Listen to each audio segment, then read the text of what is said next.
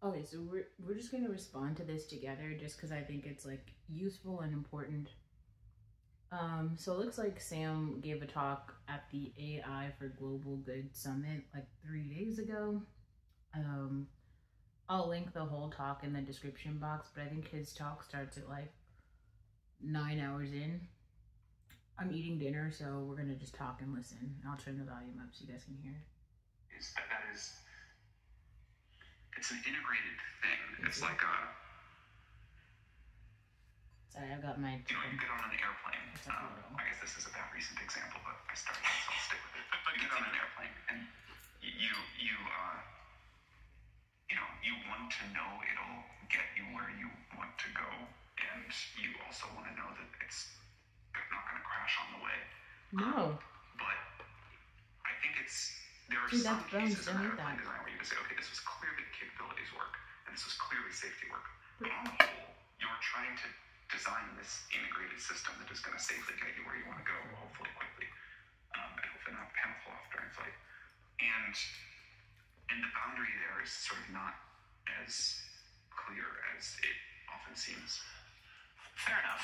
So in some ways, all of your engineers, to a degree, are working on safety. But let me pose it a different way. I said safety is everybody's responsibility, but that seemed like the worst of those corporate slogan things, so I didn't. Right. So one of the reasons why this is on my mind, of course, is that the co-founder who's most associated with safety, Ilya, just left. Jan, who's one of the lead workers on safety, left and went to go work at Anthropic and tweeted that the company's not prioritizing. So convince everybody here that they're not, and you're flying this big, we're all on your airplane right now, Sam. Convince us that the wing's not going to fall off after these folks have left. I think you have to look at our actions and the models that we've released and the work we have done, the science we have done to make. Again, I made this point earlier, but if you go back and look at what people were saying at sort of the GPT-3 time about the plausibility of us ever make systems like this safe, aligned, whatever, and the fact that just a small number of years later we've put something out at this standard, and this is a huge amount of work across many teams. There's alignment research, there's safety systems, there's monitoring. We just recently talked about some of our work to take down a bunch of influence operations. The fact that we are able to deliver this, and of course we're not perfect, of course we learn from contact with reality as we go, but the fact that we are able to deliver on this at the level we do, I think is, it's something we're very proud of. I also think that taking the super alignment teams and putting them closer for the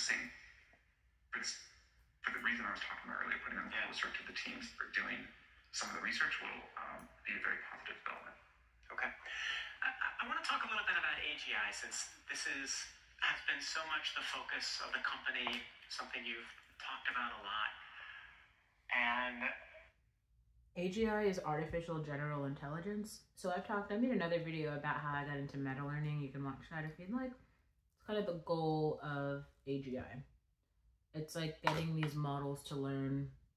It's learning how to learn. That's what meta learning is. That's why Facebook renamed its platform to Meta. It's learning from all the data that everybody keeps giving it.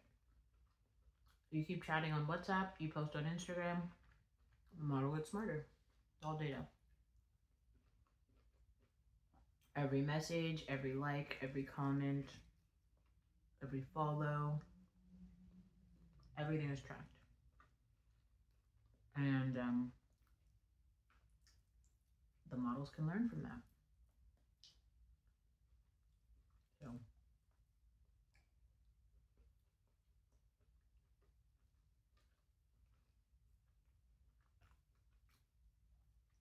the chicken is delicious.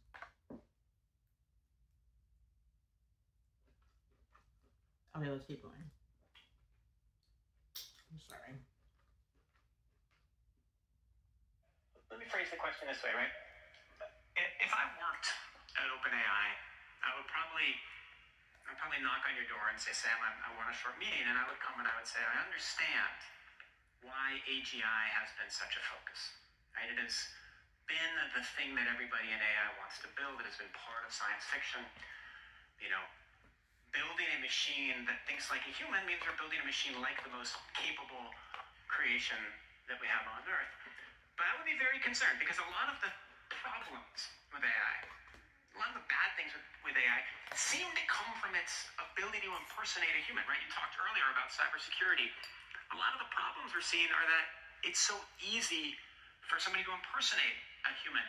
And I feel like there have been a lot of decisions at OpenAI to make the machine more like a human, right? The way the typing kind of feels like a human.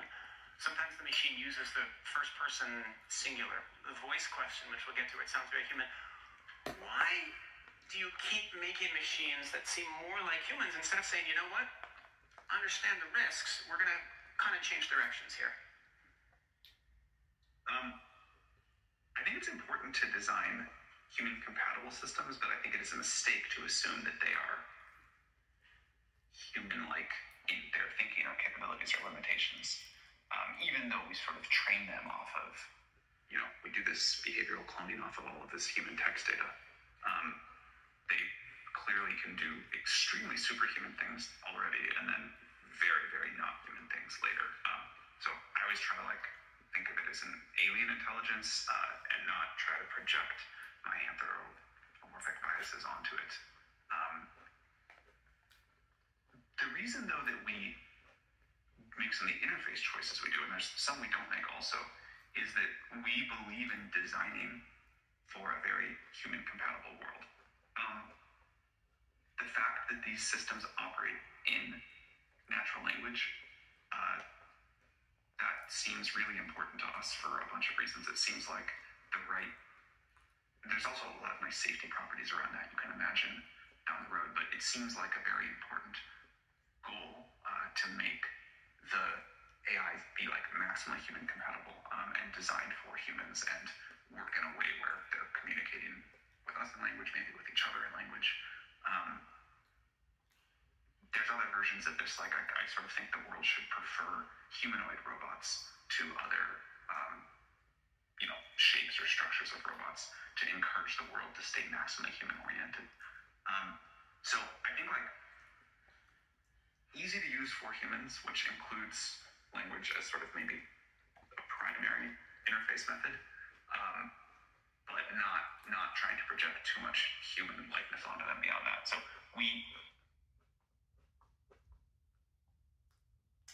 there's a lot of terms there. There's a lot being said there.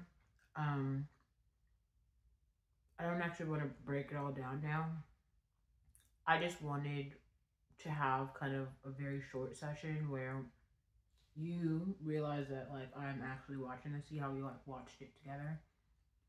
And when I get some time, maybe Tuesday, I'll actually write something down and kind of break down higher level ideas of what was said and what it means in my personal opinion, because I think it's important. So yeah.